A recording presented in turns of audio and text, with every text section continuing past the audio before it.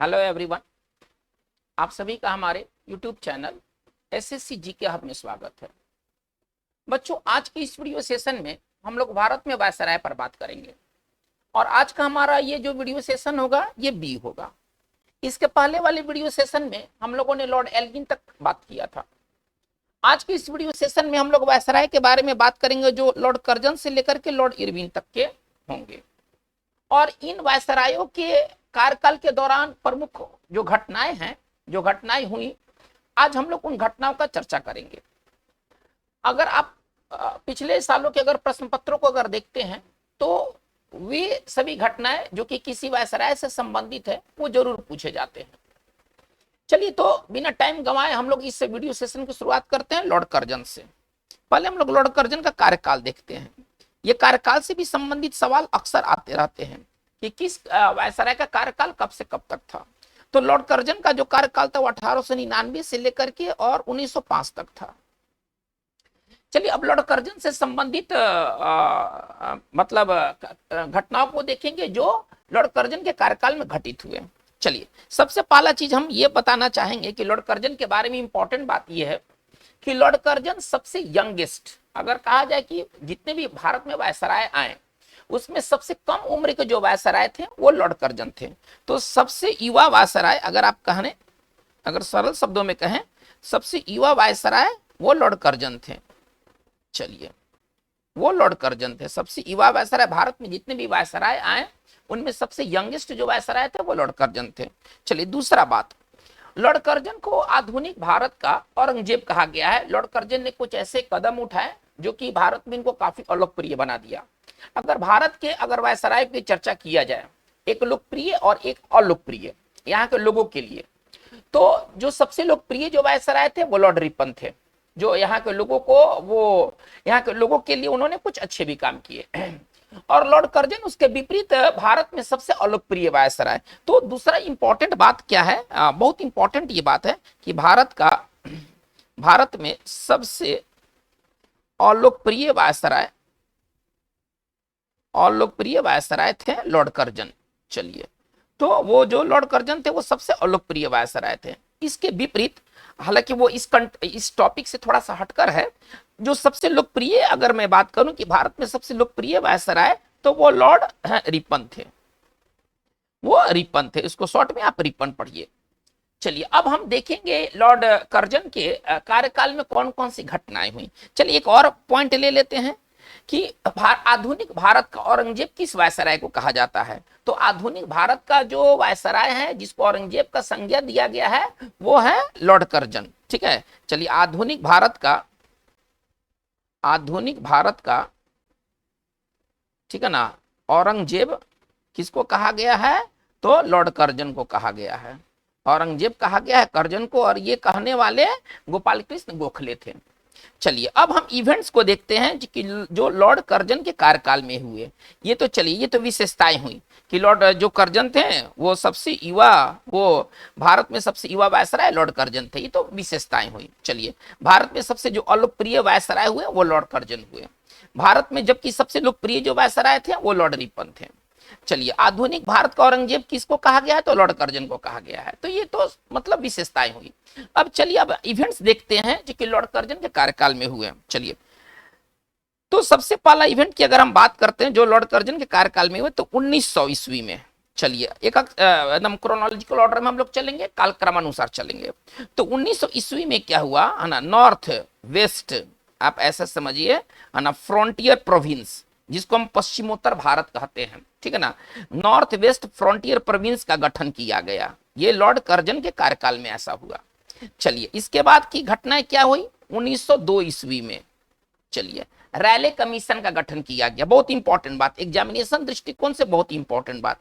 ये जितने कमीशन है, इस कमीशन का क्या संबंध है, तो ये सब सवाल अक्सर पूछे जाते हैं। रैले कमीशन का गठन किया गया, और रैले कमीशन का संबंध किससे था, तो रैले कमीशन का संबंध उच्च शिक्षा से संबंध रखता था। ठीक है ना, मतलब आप मोटा मोटी तौर पर समझे कि रैले कमीशन का संबंध किससे था, तो रैले कमीशन का संबंध उच्च शिक्षा अथवा विश्वविद्यालय भी कह सकते हैं, उससे था।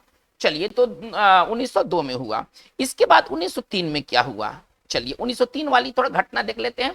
चलिए इसके पहले 1902 में एक और बात हुई है ना, पुलिस आयोग का गठन किया गया है ना, पुलिस आयोग का एंड्रयू फ्रेजर की अध्यक्षता में। चलिए पहले अभी 1902 में एक और घटना हुई, थोड़ा उसको हम लोग देख लेते हैं। तो 1902 में एक और घटना क्या हुई, लॉर्ड कर्जन के कार्यकाल में पुलिस आयोग का गठन किया गया है ना, प्रशासन में सुधार के लिए पुलिस आयोग का गठन किया गया और इसके जो अध्यक्ष थे वो थे एंड्रयू फ्रेजर, वो थे एंड्रयू फ्रेजर। चलिए एंड्रयू फ्रेजर की अध्यक्षता में, ठीक है ना, पुलिस आयोग का गठन किया गया। इसके बाद बात करते हैं 1903 के को लेकर के। चलिए 1903 में क्या हुआ, लॉर्ड कर्जन के कार्यकाल में दिल्ली दरबार का आयोजन किया गया। देखिए दिल्ली दरबार अगर पूरे ब्रिटिश काल में देखा जाए तो 3 बार दिल्ली दरबार का आयोजन हुआ है। चलिए इसको थोड़ा सा स्पेसिफिक लेके हम लोग चलते हैं, क्योंकि एग्जामिनेशन के लिए बहुत ही ये इंपॉर्टेंट टॉपिक है। 3 बार दिल्ली दरबार का आयोजन हुआ है। पहली बार जो दरबार का आयोजन हुआ था वो था आपका लिट्टन के समय में, वो था लिट्टन के समय में, और ये वर्ष था है ना 1877। चलिए दूसरा जो दिल्ली दरबार हुआ है वो कर्जन के समय में हुआ है। चलिए ये साल है आपका 1903। और तीसरा हम आगे चल के देखेंगे वो लॉर्ड हार्डिंग के कार्यकाल में हुआ है, ठीक है ना, और वो दिल्ली दरबार हुआ था 1911 ईस्वी में। तो ये 3 समय पर 3 ओकेजन्स पर दिल्ली दरबार का आयोजन हुआ है। ये दिल्ली दरबार का आयोजन क्यों होता था, इंग्लैंड में यदि कोई सम्राट बनता था तो भले वो भारत का दौरा नहीं किया हो, लेकिन उसके सम्मान में ना दिल्ली दरबार का आयोजन होता था। तो 1903 में एडवर्ड द सेवेंथ, या हिंदी में कहे तो एडवर्ड सप्तम के सम्मान में, ठीक है ना, वो राजा बना इंग्लैंड का, लेकिन उसके सम्मान में दिल्ली दरबार का आयोजन यहाँ पर हुआ। हाँ उसने वो नहीं आया, अपना प्रतिनिधि भेज दिया। तो एक इंपॉर्टेंट बात क्या है कि 1903 में है ना दिल्ली दरबार का आयोजन किया गया। दिल्ली दरबार ये सब बहुत इंपॉर्टेंट बात है, ठीक है ना। और ये दिल्ली दरबार का आयोजन किसके सम्मान में हुआ था, तो एडवर्ड है ना द सेवेंथ कहिए के राज्यरोहन के सम्मान में, राज्य है ना रोहन के सम्मान में, है ना, कोरोनेशन, आप इसको इंग्लिश में कहिए कोरोनेशन ताजपोशी है ना के सम्मान में दिल्ली में, ठीक है ना। चलिए ये दिल्ली दरबार का आयोजन हुआ, वो साल था 1903 और उस समय के जो वायसराय थे लॉर्ड कर्जन थे। चलिए लिट्टन ने किसके सम्मान में दिल्ली दरबार का आयोजन किया था, तो रानी विक्टोरिया। चलिए सबके बारे में थोड़ा थोड़ा हम लोग जान लेते हैं। रानी विक्टोरिया के सम्मान में है ना दिल्ली दरबार का आयोजन किया था लॉर्ड लिट्टन ने। लॉर्ड कर्जन किसके सम्मान में किया है, अभी बात हुआ एडवर्ड द सेवेंथ, एडवर्ड सप्तम, ठीक है ना, एडवर्ड सेवेंथ के सम्मान में है ना दिल्ली दरबार का आयोजन हुआ था। और फिर हम लोग अभी देखेंगे 1911 में जॉर्ज पंचम, सम्राट जो थे इंग्लैंड के सम्राट है ना, जॉर्ज पंचम के, आप ऐसे समझिए जॉर्ज पंचम के सम्मान में, जॉर्ज पंचम और रानी मेरी ये दोनों भारत के दौरा किए थे और इसी के सम्मान में दिल्ली दरबार का आयोजन 1911 में किया गया था। तो चलिए अभी हम लोगों ने क्या देखा, लॉर्ड कर्जन के कार्यकाल में होने वाली प्रमुख घटना है। तो सबसे पहले बैक से आते हैं और इसको एक बार थोड़ा सा रिकैप कर लेते हैं। चलिए पहले 1900 एडी में क्या हुआ, तो नॉर्थ वेस्ट फ्रंटियर प्रोविंस का गठन किया गया। चलिए बहुत इंपॉर्टेंट है ये सवाल, इसी तरह से पूछा जाता है कि नॉर्थ वेस्ट फ्रंटियर प्रोविंस का गठन किसके कार्यकाल में किया गया था, डायरेक्ट सवाल, ठीक है। चलिए उस सवाल के लिए वर्ष इंपॉर्टेंट है। अब जैसे कि देखिए अब 1900 ये जो दिल्ली दरबार जो हुआ तो 1903 यहाँ पर वर्ष इंपॉर्टेंट है, लिप्टन के कार्यकाल के लिए वर्ष इंपॉर्टेंट है, ठीक है ना, हार्डिंग के कार्यकाल में जो है वो वर्ष इंपॉर्टेंट है, कुछ मामलों में ईयर इंपॉर्टेंट है, कुछ मामलों में वायसराय इंपॉर्टेंट है। चलिए तो पुलिस आयोग का गठन किया गया एंड्रयू फ्रेजर की अध्यक्षता में 1902 में। फिर हम आगे देखते हैं दिल्ली दरबार का आयोजन किया गया 1903 में। चलिए हम लोग अब यहाँ से बात को हम लोग आगे थोड़ा सा लेके चलते हैं। चलिए 1904 में कुछ इंपॉर्टेंट घटनाएं हुई। चलिए इन चीजों को थोड़ा सा देखा जाए। सबसे पहले यूनिवर्सिटी एक्ट आया, विश्वविद्यालय है ना, विश्वविद्यालय के लिए एक एक्ट लाया गया, इसको शॉर्ट में आप कहिए तो यूनिवर्सिटी एक्ट।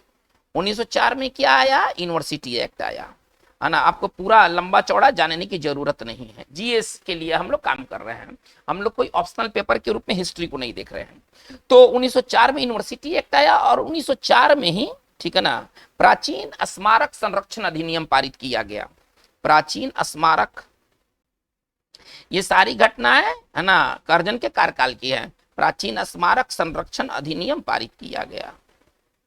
चलिए और भी हम लोग कुछ देखेंगे जो कि लॉर्ड कर्जन के कार्यकाल से जुड़ी हुई है।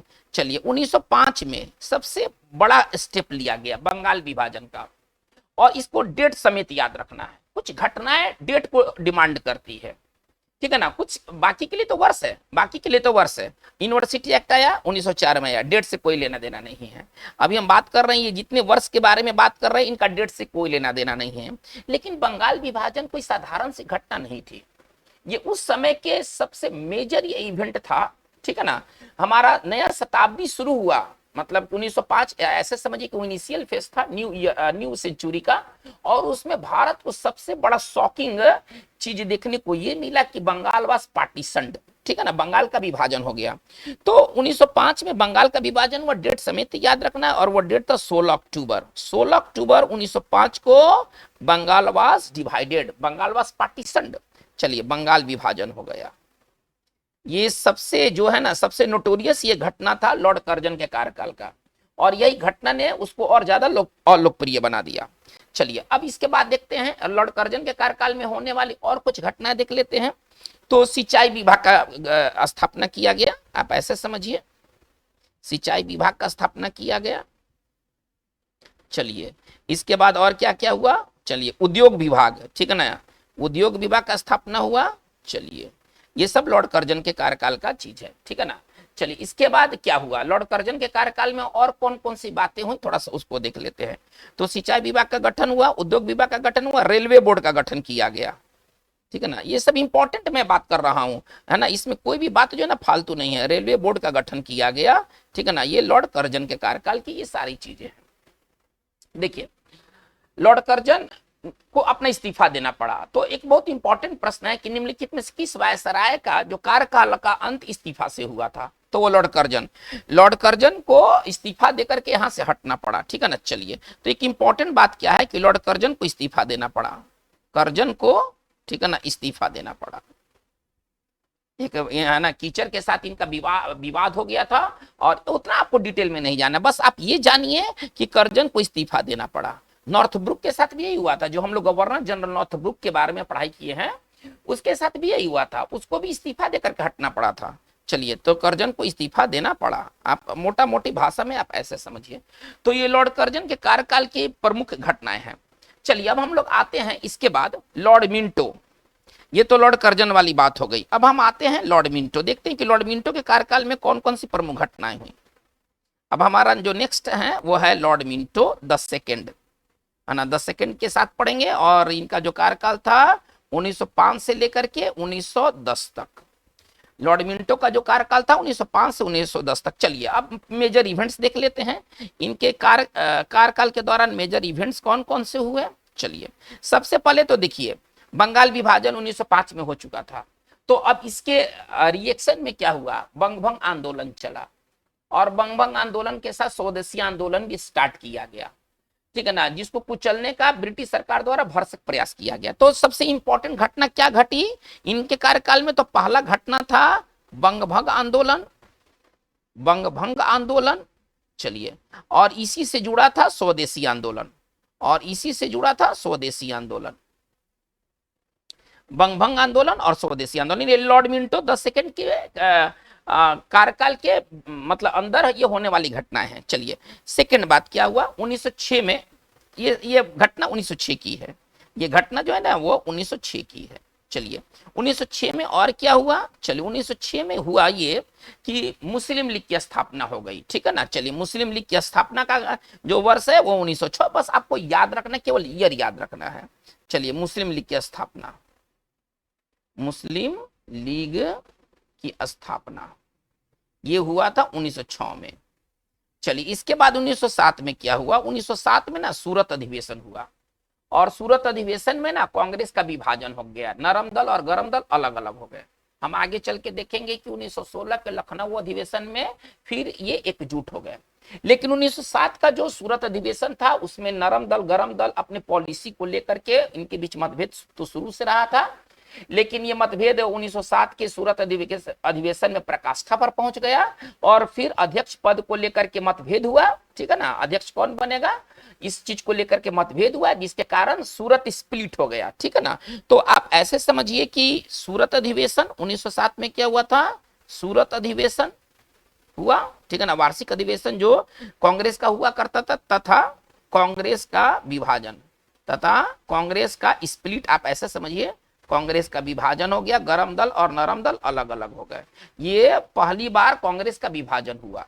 चलिए इसके बाद क्या हुआ 1909 में, ठीक है ना, इंडियन काउंसिल एक्ट आया, है ना। ये लॉर्ड मिंटो के कार्यकाल का एक अलग चीज है ना, इंडियन काउंसिल एक्ट आया, सॉरी, ठीक है ना, ये लॉर्ड मिंटो के कार्यकाल का इंपॉर्टेंट ये घटना था, है ना, इंडियन काउंसिल एक्ट आया, ठीक है ना। इंडियन काउंसिल एक्ट 1909, है ना, 1909 आया, जिसको, है ना, देखिए इसने इस एक्ट मतलब मोटा मोटे आप समझिए इंडियन काउंसिल एक्ट समझिए, है ना, एक्ट है ना 1909, ठीक है ना। ये बहुत ये मतलब सांप्रदायिक बीज बो दिया, ये जो भारत में ना सांप्रदायिक बीज बो दिया 1909 का जो इंडियन काउंसिल एक्ट था, इसने सांप्रदायिक का भारत में बीज बो दिया और इसको मार्ले मिंटो सुधार के नाम से भी जाना जाता है। इस इंडियन काउंसिल एक्ट, थोड़ा ध्यान से, बहुत इंपॉर्टेंट बात, ये बहुत ही टॉप क्लास की बात है कि जो इंडियन काउंसिल एक्ट जो 1909 था, इसका एक और दूसरा नाम दिया गया मार्ले, ठीक है ना, मार्ले सेक्रेटरी था, मिंटो तो वायसराय था, मार्ले मिंटो सुधार, ठीक है ना, अधिनियम के नाम से इसको जाना गया, मार्ले मिंटो सुधार अधिनियम के नाम से जाना गया। तो एक बहुत इंपॉर्टेंट प्रश्न आता है कि इंडियन काउंसिल एक्ट को और किस नाम से जाना जाता है, इंडियन काउंसिल एक्ट 1909 को और किस नाम से जाना जाता है, उसमें आपको ऑप्शन रहेंगे, तो ऑप्शन में एक ही ऑप्शन जरूर आपको मिलेगा, इसको मार्ले मिंटो सुधार के नाम से भी जाना जाता है। चलिए देखिए अब लॉर्ड मिंटो के कार्यकाल में एक और बात हुआ कि वायसराय की कार्यकारिणी में, एक्सिक्यूटिव में, ठीक है ना, एसपी सिन्हा, है ना, प्रथम भारतीय नियुक्त किए गए, ठीक है ना। चलिए तो एक बहुत इंपॉर्टेंट है कि वायसराय की कार्यकारिणी में, वायसराय की कार्यकारिणी में, ठीक है ना, चलिए एसपी सिन्हा, यही इसी नाम से सिन्हा लाइब्रेरी भी है, ये बाद में बिहार के गवर्नर भी बने थे, ठीक है ना, एसपी सिन्हा, ठीक है ना, नियुक्त होने वाले प्रथम भारतीय थे, नियुक्त होने वाले प्रथम भारतीय। चलिए तो ये बहुत इंपॉर्टेंट बात है, जो प्रथम वाली बात आ जाती है ना, वो सब एग्जामिनेशन दृष्टिकोण से इंपॉर्टेंट हो जाते हैं। तो लॉर्ड मिंटो सेकंड के बारे में बस इतना ही बात रहा। चलिए अब हम लोग आगे चलते हैं, अब हम लोग का जो नेक्स्ट है वह है लॉर्ड हार्डिंग। अब हम आगे चलते हैं, लॉर्ड हार्डिंग को देखते हैं। लॉर्ड हार्डिंग का जो कार्यकाल था ये 1910 से लेकर के 1916 तक था। चलिए देखते हैं कि लॉर्ड हार्डिंग के कार्यकाल में कौन कौन से मेजर घटनाएं घटित हुई। तो सबसे पहले इनके कार्यकाल में घटित हुआ जो बंगभंग आंदोलन के कारण, बहुत व्यापक आंदोलन हुआ, जिसके कारण जो बंगाल विभाजन का रद्द हो गया, मतलब वो कैंसिल हो गया, रिवोक हो गया वो, ठीक है ना। तो बंग भंग मतलब खत्म हो गया, जो बंगाल विभाजन जो कर्जन के समय में था, बंग भंग जो है ना, वो बंगाल विभाजन रद्द हो गया। सरल भाषा में समझें तो बंगाल विभाजन रद्द हो गया। चलिए चलिए दूसरा चीज घटना क्या घटित हुई इनके कार्यकाल के दौरान। पहले जो ब्रिटिश भारत का जो राजधानी हुआ करता था वो कोलकाता, भारत का प्रथम राजधानी कोलकाता, 1911 से अब राजधानी अब दिल्ली हो गया, यानी कि जो राजधानी ट्रांसफर हो गया कलकत्ता से दिल्ली। चलिए तो राजधानी कलकत्ता से दिल्ली में ट्रांसफर हो गया, पहले कलकत्ता हुआ करता था, अब राजधानी, भारत की राजधानी दिल्ली बन गई। चलिए ये तीसरी बात देखते हैं, इनसे संबंधित तीसरी बात क्या है। देखिए 1912 में बिहार प्रांत का गठन हुआ, बंगाल से बिहार उड़ीसा को अलग कर दिया गया, ठीक है। चलिए तो 1912 में क्या हुआ, चलिए बिहार प्रांत का गठन हुआ, बिहार प्रांत का गठन हुआ, उड़ीसा से अलग कर दिया गया। चलिए तो ये सब लॉर्ड हार्डिंग के कार्यकाल की प्रमुख घटना है। और अभी एक बात हो चुकी है कि लॉर्ड हार्डिंग के कार्यकाल में 1911 में दिल्ली दरबार का आयोजन किया गया था, अब उसे दोबारा लिखने की कोई आवश्यकता नहीं है। चलिए तो ये लॉर्ड हार्डिंग के कार्यकाल की प्रमुख बात है। चलिए इसमें एक और बात हुआ था, थोड़ा सा और भी कुछ देख लेते हैं। देखिए इसमें हिंदू महासभा का गठन किया गया था। एक बहुत इंपॉर्टेंट बात होता है कि हरिद्वार के कुंभ मेला में किस राजनीतिक दल या किस दल का गठन किया गया था, तो वो था हिंदू महासभा। इसका गठन जो है वो मदन मोहन मालवीय किए थे हरिद्वार के कुंभ मेला के अवसर पर। तो बहुत इंपॉर्टेंट बात है कि कुंभ मेला, आप ऐसे समझिए, सरल भाषा में मैं बात करता हूं, कुंभ मेला में किस दल का गठन किया गया था, तो वो दल था हिंदू महासभा। तो 1915 के है ना हरिद्वार में कुंभ मेला के दौरान, है ना, कुंभ मेला के दौरान चलिए मदन मोहन मालवीय द्वारा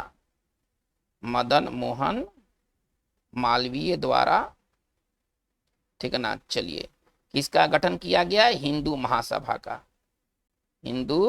महासभा का गठन किया गया। चलिए यानी कि हिंदू महासभा उसी समय से है। अच्छा, इसके बाद पांचवा देख लेते हैं, लॉर्ड हार्डिंग के कार्यकाल की प्रमुख घटना।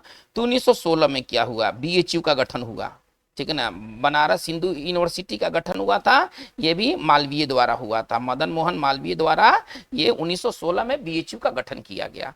तो बच्चों ये इंपॉर्टेंट घटनाएं हुई, एक बार इसको फिर से रिकैप कर लेते हैं। चलिए देखते हैं कि लॉर्ड हार्डिंग के कार्यकाल में क्या क्या हुआ। तो सबसे पहले बंगाल विभाजन रद्द कर दिया गया, जो राजधानी है वो कलकत्ता से दिल्ली आ गया, ये भी घटना 1911 की है। चलिए इसके बाद क्या हुआ, 1912 में बिहार प्रांत का गठन किया गया, बंगाल से अलग हो गया बिहार। चलिए 1915 में क्या हुआ, इंपॉर्टेंट बात करता हूं, तो हरिद्वार के कुंभ मेला के दौरान, ठीक है ना, मदन मोहन मालवीय द्वारा हिंदू महासभा का गठन किया गया, ये बहुत इंपॉर्टेंट बात है। और 1916 में क्या हुआ, बीएचयू की स्थापना की गई मालवीय द्वारा। तो चलिए ये हमारा ये प्रमुख घटना थी लॉर्ड हार्डिंग के कार्यकाल के। अब हम लोग लॉर्ड चेम्सफोर्ड के कार्यकाल में मूव करते हैं, देखते हैं कि लॉर्ड चेम्सफोर्ड के कार्यकाल में कौन कौन सी घटनाएं हुई। लॉर्ड चेम्सफोर्ड, चलिए लॉर्ड चेम्सफोर्ड का कार्यकाल जो था वो 1916 से लेकर के 1921 तक का कार्यकाल था। चलिए देखते हैं कि लॉर्ड चेम्सफोर्ड के कार्यकाल में कौन कौन सी प्रमुख घटनाएं घटित हुई। चलिए सबसे पहले हम आते हैं, देखिए जो इंपॉर्टेंट घटना है हम सिर्फ उसी के बारे में बात करेंगे।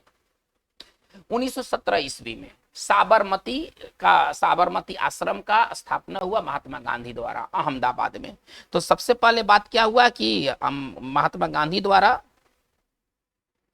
गांधी द्वारा ठीक है ना, चलिए साबरमती आश्रम की स्थापना हुई।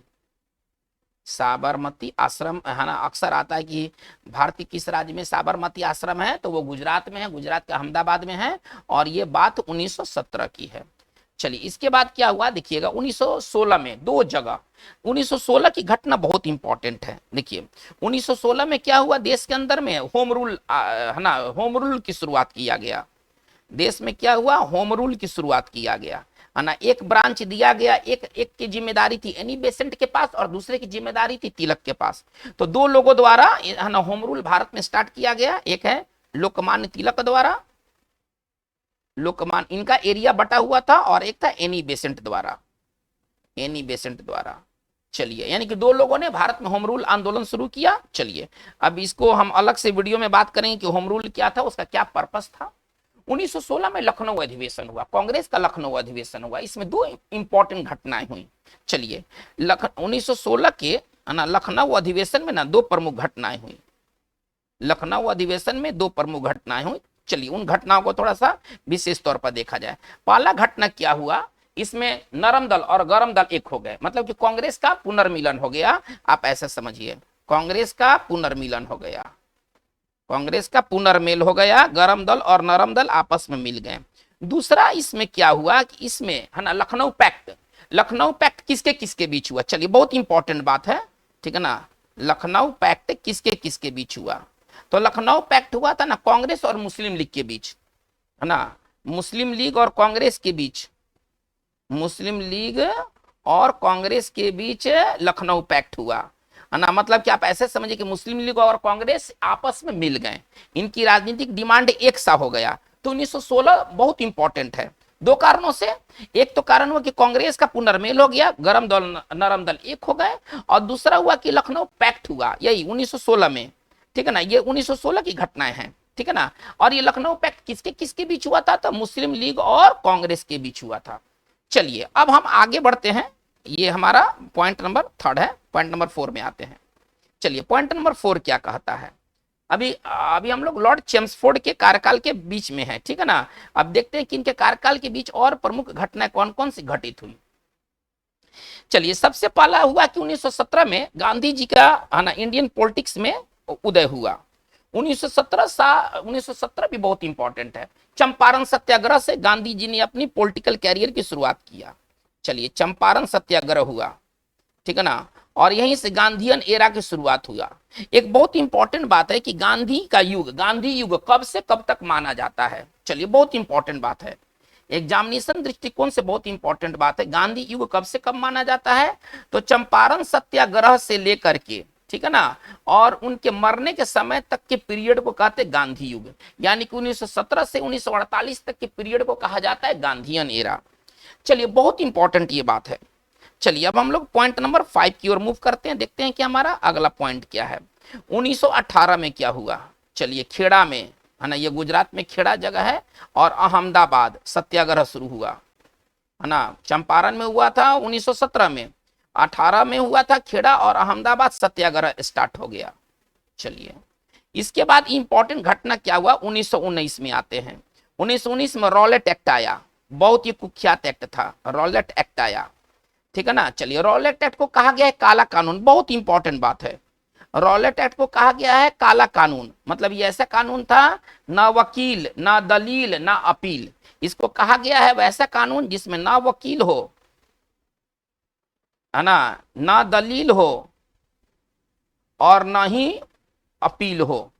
तो बिना वकील का, बिना दलील का और बिना अपील का जो एक कानून लाया गया, मतलब कि इसका मतलब क्या था कि किसी को संदेह के आधार पर, केवल संदेह के आधार पर, है ना, ब्रिटिश सरकार उसको अनिश्चित काल के लिए जेल में डाल सकती थी। अगर ब्रिटिश सरकार को लगे कि ये जो चीज है, ये जो व्यक्ति है, ये थोड़ा सा, ये जो व्यक्ति है ये रिवोल्यूशनरी टाइप का है, या ब्रिटिश सरकार अगर उस पर संदेह कर ले, इस रॉलेट एक्ट के माध्यम से क्या किया गया कि केवल संदेह के आधार पर किसी भी व्यक्ति को अनिश्चित काल के लिए जेल में डाला जा सकता था। इसका भयंकर विरोध हुआ, इसको काला कानून, इस एक्ट को ना काला कानून का संज्ञा दिया गया।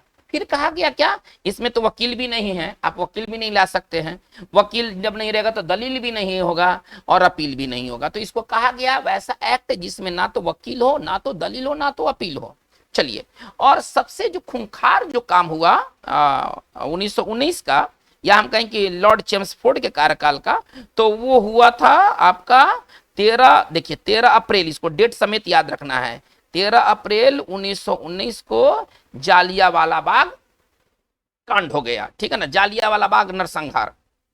चलिए, डेट समेत याद रखना है, जालियांवाला बाग नरसंहार हुआ, ठीक है ना। और इस नरसंहार को करने वाला जो था जनरल डायर था, इस नरसंहार को करने वाला जो था वो जनरल डायर था।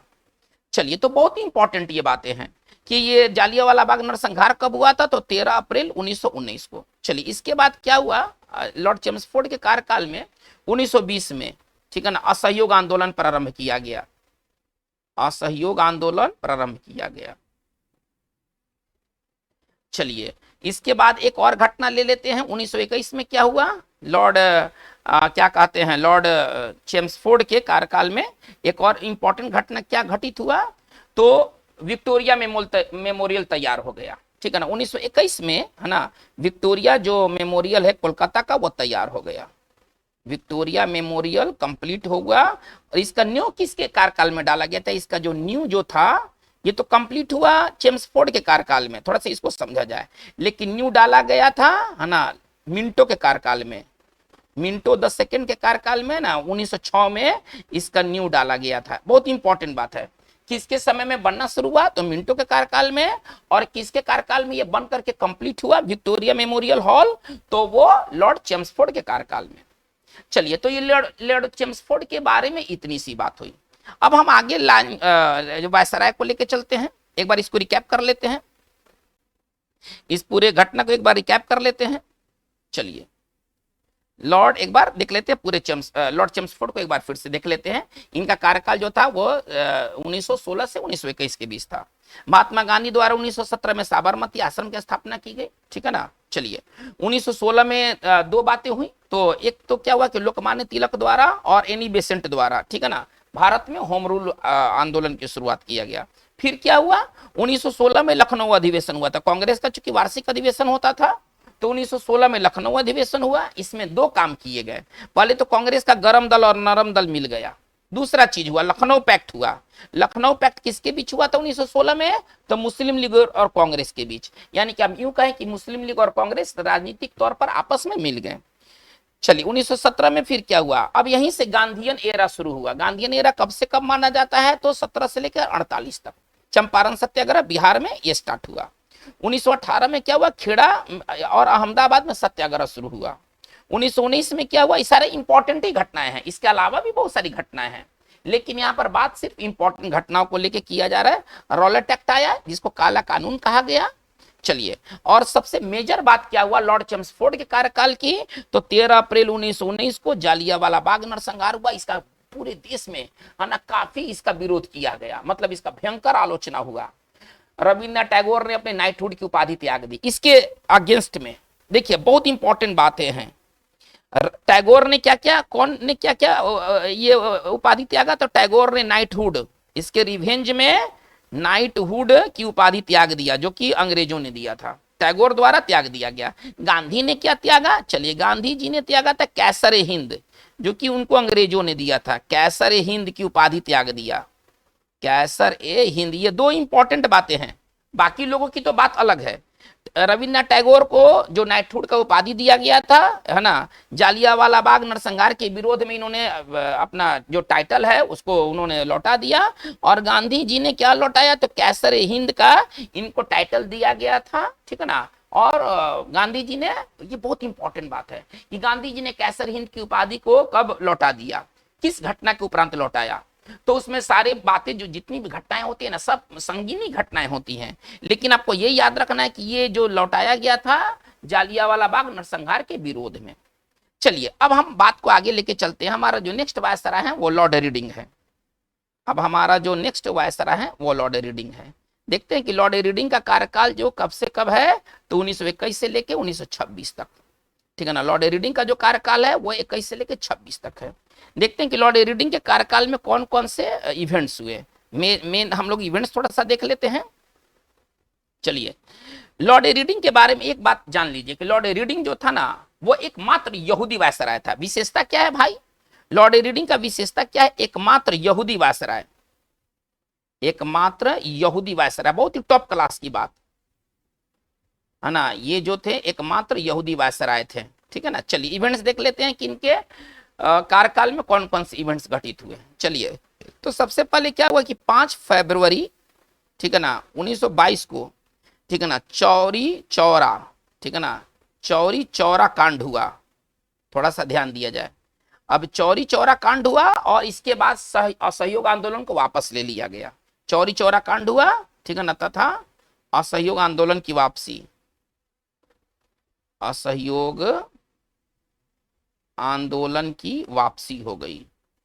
चलिए ये तो मतलब रीडिंग के कार्यकाल की प्रमुख घटना थी। इसके बाद आते हैं 1921 में क्या हुआ, विश्व भारती विश्वविद्यालय, विश्व भारती, ठीक है ना, विश्वविद्यालय की स्थापना किया गया टैगोर द्वारा, रविन्द्रनाथ टैगोर द्वारा, ठीक है ना, इसकी स्थापना किया गया है ना 1921 ईस्वी में।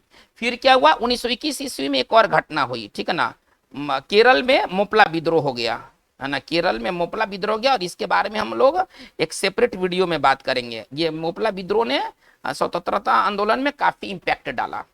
चलिए 1900, इसके बाद हम बात के आगे लेके चलते हैं। देखिए 1923 ईस्वी में, है ना, चलिए स्वराज पार्टी का गठन किया गया, स्वराज पार्टी की स्थापना हुई 1923 ईस्वी में, ठीक है ना।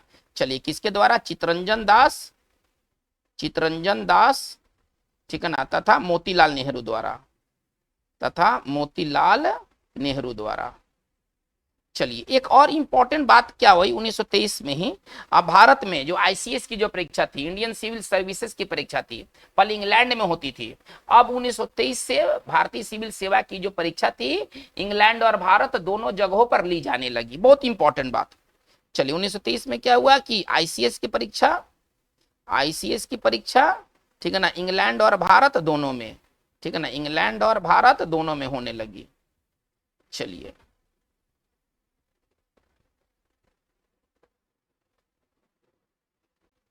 दोनों देशों में होने लगी। चलिए, बहुत इंपॉर्टेंट बात है। 1925 में दो पार्टी का गठन किया गया। देखिए 1925 में क्या हुआ कि आरएसएस का गठन हुआ। आरएसएस का गठन हुआ, राष्ट्रीय स्वयंसेवक, जिसको आज हम जिस नाम से जानते हैं आरएसएस।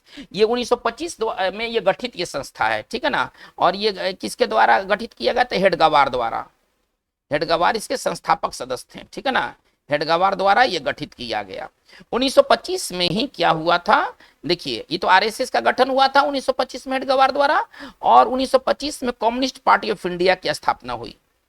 कम्युनिस्ट पार्टी, ठीक है ना, ऑफ इंडिया की स्थापना हुई।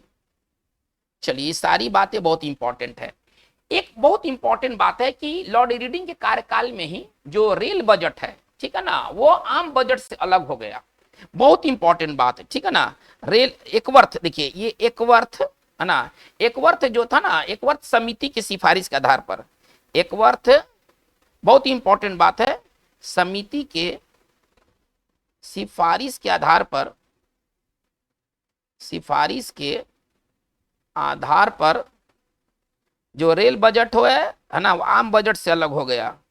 रेल बजट आम बजट से अलग हो गया। पहले आप इसको समझा जाए, आप इसको पहले समझिए कि जो रेल बजट है वो आम बजट से अलग हो गया। और भारत में जो पहला पृथक जो रेल बजट प्रस्तुत किया गया था 1924-25 में। चलिए 1924-25 में पहला है ना पृथक रेल बजट पेश किया गया। चलिए, रेल बजट पेश किया गया। तो ये सारी बातें बहुत इंपॉर्टेंट बातें हैं। चलिए, अब इसके बाद हम लोग आगे बढ़ते हैं। अब हम आते हैं नेक्स्ट, हमारा जो वायसराय है लॉर्ड इरविन के तरफ। अब हम आते हैं लॉर्ड इरविन के तरफ। चलिए, पहले एक बार इसको फिर से रिकैप कर लेते हैं, इस पूरी घटना को। चलिए देखते हैं लॉर्ड इरिडिंग के कार्यकाल में क्या क्या मेन बातें हुई। तो लॉर्ड इरिडिंग के बारे में एक बहुत इंपॉर्टेंट बात है कि लॉर्ड इरिडिंग एकमात्र यहूदी वायसराय थे। सबसे पहला तो इंपॉर्टेंट बात यह है एग्जामिनेशन पॉइंट ऑफ व्यू से। चलिए, अब इनके समय में मेन घटनाएं, कुछ डेट समेत घटनाएं हमको याद रखना है। तो 5 फरवरी 1922 को क्या हुआ? तो चौरी चौरा कांड हो गया। चलिए, असहयोग आंदोलन की वापसी हो गई। इसके पश्चात 1921 में क्या हुआ? विश्व भारती विश्वविद्यालय का गठन किया गया, ठीक है। 1921 में एक और हुआ कि केरल में मोपला विद्रोह हुआ, और ये जो कि बहुत हिंसक विद्रोह हो गया था। 1930 में स्वराज पार्टी का गठन किया गया था। किसके द्वारा? बहुत इंपॉर्टेंट बात है, कई बार ये सवाल पूछा जा चुका है कि स्वराज पार्टी की स्थापना किस वर्ष हुआ या किसके द्वारा हुआ? तो चित्तरंजन दास और मोतीलाल नेहरू द्वारा किया गया इसे। 1923 में एक और घटना क्या घटी कि आईसीएस की परीक्षा अब भारत में और इंग्लैंड दोनों जगहों पर होने लगी। चलिए, 1925 में आरएसएस का गठन हुआ और 1925 में कम्युनिस्ट पार्टी ऑफ इंडिया की स्थापना हुई, ठीक है ना। और 1924-25 में पहली बार ना रेल बजट को पेश किया गया। तो ये लॉर्ड इरिडिंग के कार्यकाल की ये प्रमुख घटनाएं हैं। चलिए, अब हम लोग चलते हैं लॉर्ड इरविन का कार्यकाल देख लेते हैं। तो इनका कार्यकाल जो है जो 1926 से लेकर के 1931। देखिए, ये इनको क्रिश्चियन वायसराय के नाम से जाना जाता है। ये क्रिश्चियन वायसराय, हालांकि बाकी सब तो क्रिश्चियन ही थे, लेकिन इनको पर्टिकुलर तौर पर क्रिश्चियन वायसराय के नाम से जाना जाता है। बहुत इंपॉर्टेंट बात, किस वायसराय को क्रिश्चियन वायसराय के नाम से जाना जाता है? तो he was mister Lord Irwin. चलिए, पहला जो विशेषता है ना, इनको क्रिश्चियन वायसराय के नाम से जाना जाता है। बस, तो ज्यादा हमें कुछ करने की जरूरत नहीं है। क्रिश्चियन वायसराय के नाम से जाना जाता था किसको? तो इरविन को। चलिए, थोड़ा सा इवेंट्स देख लेते हैं। इनके बीच में इवेंट्स क्या था, कौन कौन से इवेंट्स ये अपने साथ लेकर के आ गए। चलिए, मेजर इवेंट्स देख लेते हैं। चलिए, तो पहला इवेंट्स ये है कि इनके कार्यकाल में ना बटलर आयोग का गठन किया गया है। चलिए, 1927 में बटलर आयोग का गठन किया गया 1927 में। और बटलर आयोग का संबंध किससे था? तो भारत सरकार और देसी जो रियासत थे इनके बीच के संबंध की जांच करने के लिए बटलर कमीशन का गठन किया गया। सब एग्जाम्स में आते हैं, किस कमीशन का किस चीज से संबंध है, किस कमिटी का किस चीज से संबंध है, ये बहुत और बहुत इंपॉर्टेंट है। तो बटलर आयोग का संबंध किससे है? तो भारत सरकार तथा देसी रियासतों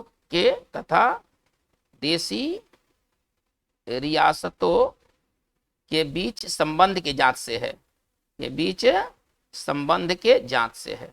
चलिए बस इतना काफी है।